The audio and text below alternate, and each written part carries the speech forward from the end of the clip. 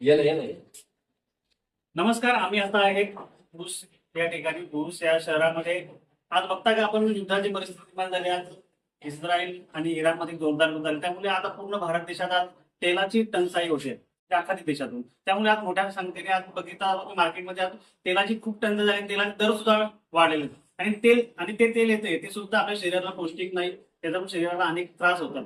परंतु आज भुसमध्ये आपले मराठी व्यावसायिक आहेत की त्यांनी या ठिकाणी एक लाकडी घाण्यापासून ते आपले तेल तयार करतात आणि तेल हे ते अतिशय शरीराला चांगलं आहे.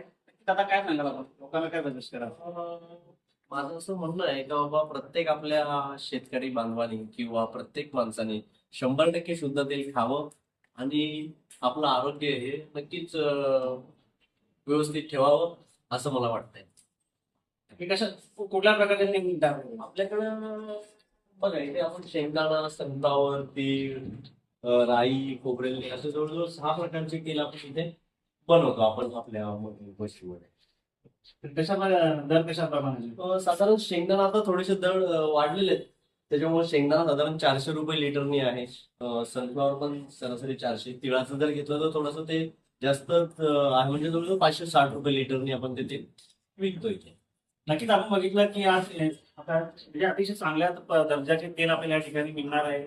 आणि नक्कीच दर थोडा इतर जे आपले तेलाचे दर आहेत रेग्युलर प्रमाणे त्याच्यानुसार त्याचे थोडे दर एक्स्ट्रा असतील, परंतु ते शरीरासाठी अतिशय चांगलं आहे आणि प्रत्येकाने हे तेल खावं असं मला वाटते. कारण आज त्याचबरोबर आपले ते मराठी व्यावसायिक सुद्धा आहेत, त्यामुळे मराठी व्यावसायिकांनी मराठी लोकांनी याला आपल्या व्यावसायिकांना प्राधान्य दिलं पाहिजे. आणि या ठिकाणी नक्कीच त्यांनी हे तेल खाऊन आपल्या पूर्ण परिवाराचं स्वास्थ्य सुद्धा चांगलं राहणार आहे.